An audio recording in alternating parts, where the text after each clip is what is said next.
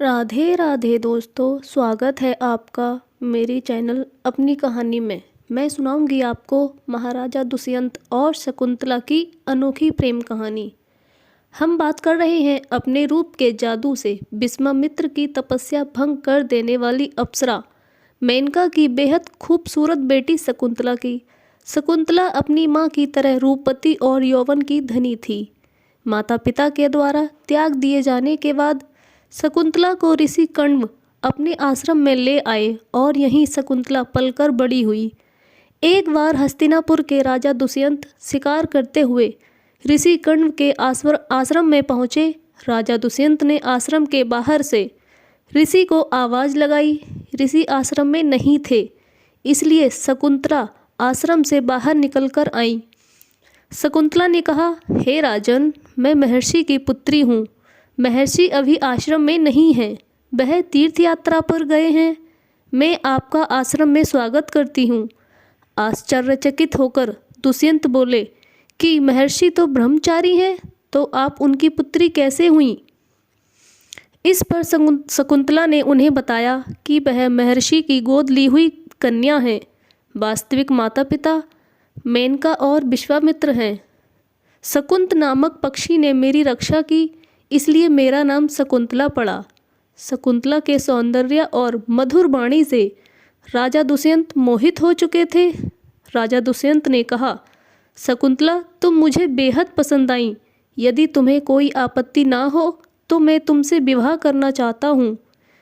शकुंतला भी दुष्यंत को पसंद करने लगी थी, इसलिए उन्होंने भी हाँ कर दी। दोनों ने गंधर्व विवाह कर लिया।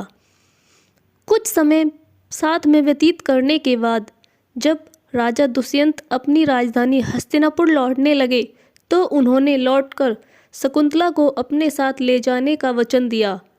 प्रेम के प्रतीक के रूप में उन्होंने अपनी अंगूठी शकुंतला की उंगली में पहना दी। एक दिन कण्व ऋषि के आश्रम में ऋषि दुर्वासा पधारे। उस समय महाराजा दुष्यंत की यादों में खोई शकुंतला को ऋषि दुर्वासा की आवाज़ सुनाई ही नहीं दी। अपने क्रोध के लिए विख्यात ऋषि को लगा कि यह उनका अपमान है। उन्होंने उसी क्षण शकुंतला को श्राप दे दिया।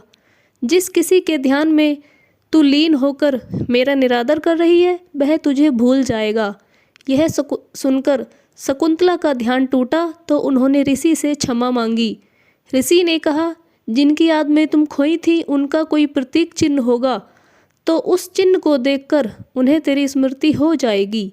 यह कहकर दुर्वासा वहाँ से चले गए। कुछ दिनों बाद जब कण्व ऋषि तीर्थयात्रा से लौटे तो शकुंतला ने उन्हें अपने गंधर्व विवाह के बारे में बताया।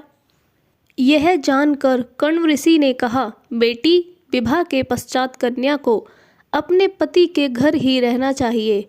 अब तेरे पति का घर ही तेरा घर है।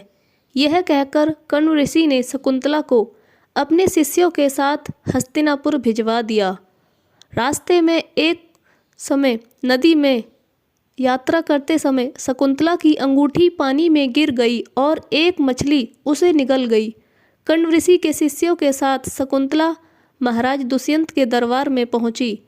ऋषि दुर्वासा के श्राप के कारण राजा दुष्यंत उन्हें भूल चुके थे।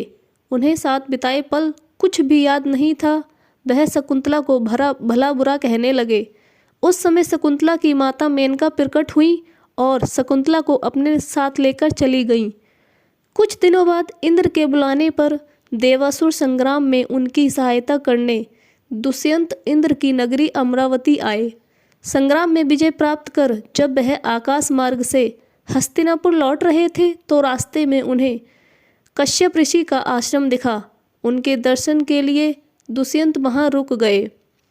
जिस मछली ने शकुंतला की अंगूठी को निगला था, एक दिन वह मछली मछुआरे के जाल में फंस गई।